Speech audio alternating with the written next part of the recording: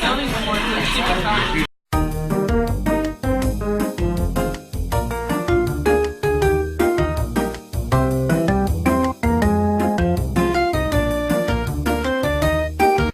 We're visiting Mary. No, it's like all the way. Yee! Sing the song. It's a jolly holiday with Mary. Mary makes her heart so light. This is very not enthusiastic. You did. We all love Mary Poppins. So happy. Even though we She makes the sun shine bright.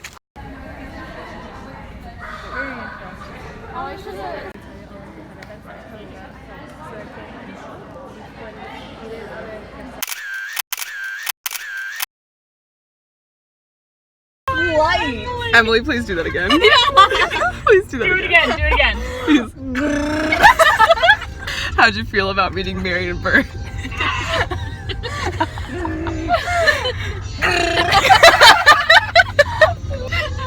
They were great, FYI. The penguin is my favorite Disney prince. Repeat. The penguin was the best. It was important information. I've done that like 3 times. Like I did that at the fireworks show. I'm at the Kingdom for like half the time and I'm like, why isn't it?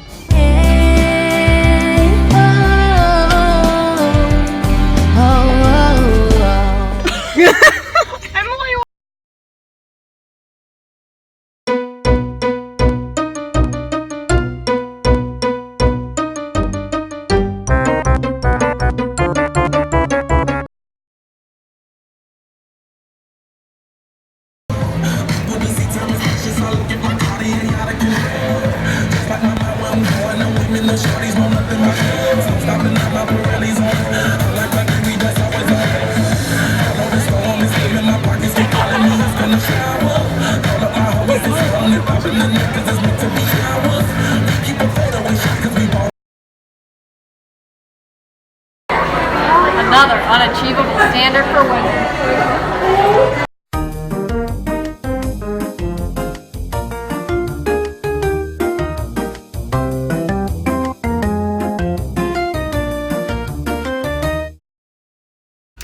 What is up, everyone? It's not the same day, obviously.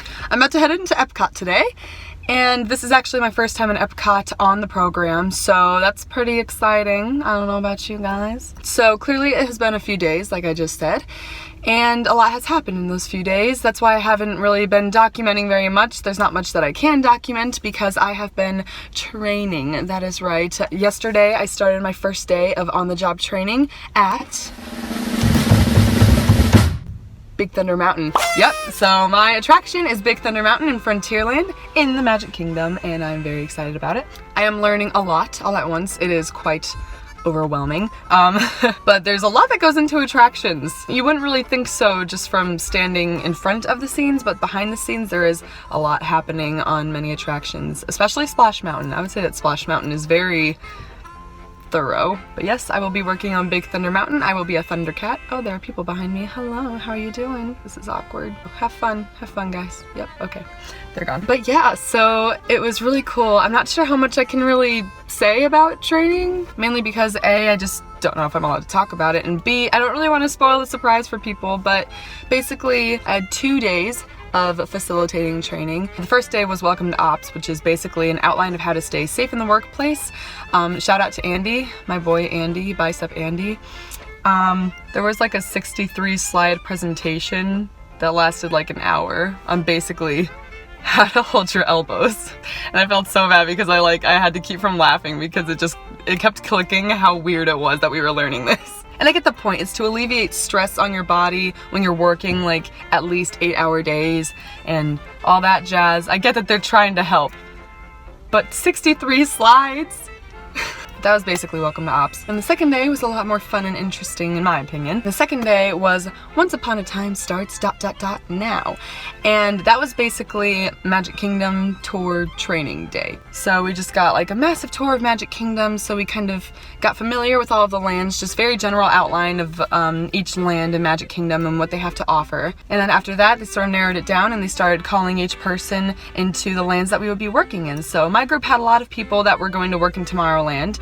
and then a lot of other people, well, I say a lot, there were really only 4 of us that would be working in Tomorrowland, and then there were a few people, including me, that would be working in Frontierland. So it was me and 2 other girls and 1 guy, and it turned out that the 1 guy also got Big Thunder Mountain, and then the 2 girls got Splash Mountain. So we were kind of evened out. I was kind of surprised that there were no Country Bears or Tom Sawyer Island people. But yeah, as soon as we got called over, we got our training schedules from the person that called us, and he told us what attractions that we got. And so now we're all just kind of learning it together.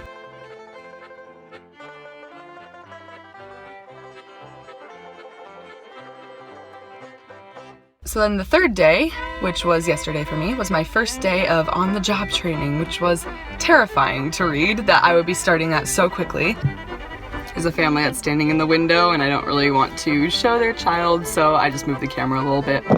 And now the family just moved, so I just moved it back. Okay, my first day of on-the-job training was very terrifying just because they kind of throw a lot at you at once and also throw you into things all at once because obviously it's on-the-job training, so duh. I started off the day opening up the ride, so I just went through a giant checklist of things to do, just even the tiniest things, like are the exit signs illuminated? Is the floor illuminated on the walkways? Are all of the animations in the queue working? Are the instructional signs visible and are you able to read them? All that kind of stuff. It was just a giant checklist of things on the ride, and that's how you know that Disney is super safe, because they check those rides and go through that checklist every single morning to make sure that the ride is fully operational, even in the queue lines, even in the tiniest ways. So I started off doing that, and whoever was in the tower of the ride thought that everything was kind of going smoothly. Hello, Parker. Yes, hello, fellow attractions, what's up? So whoever was in the tower today and kind of helping operate the ride and get the ride itself set up, they thought that they would kind of open up at a decent time today because they were making good time by like 7:30. They were pretty much almost done with cycling the track, and then comes 7:40 and the ride broke down and they had to go through their entire process all over again.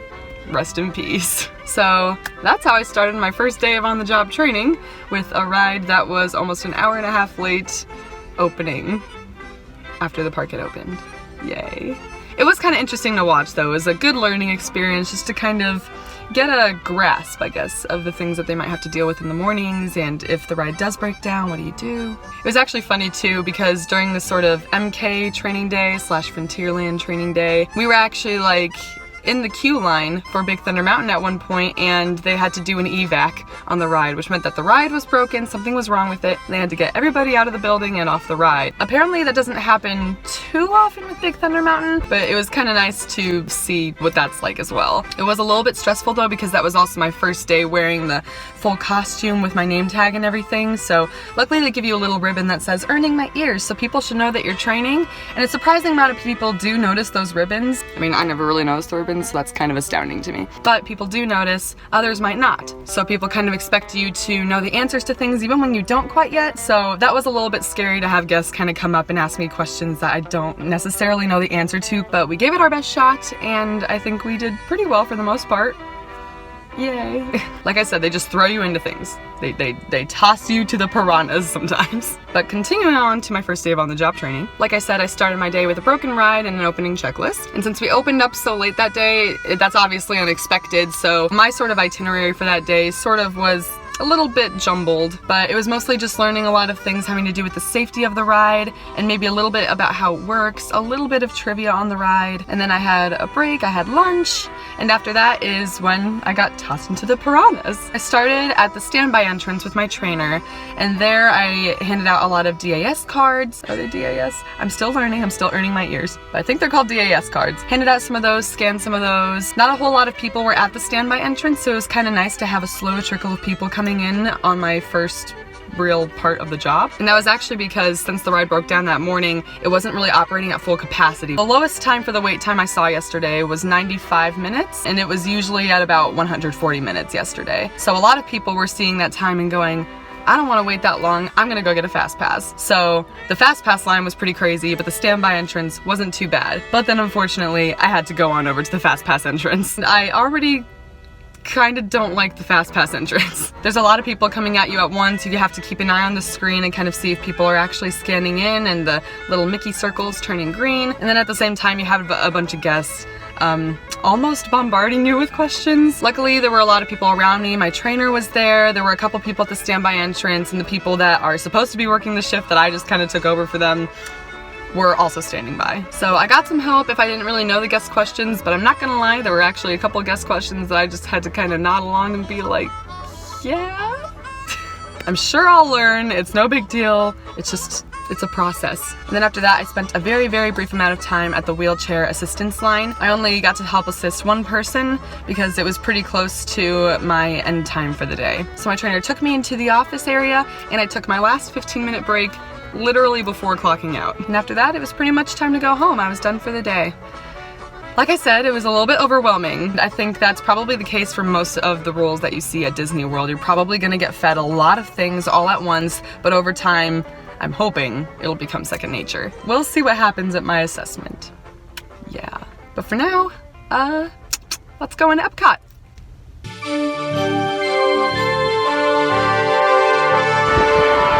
Festival of the Arts.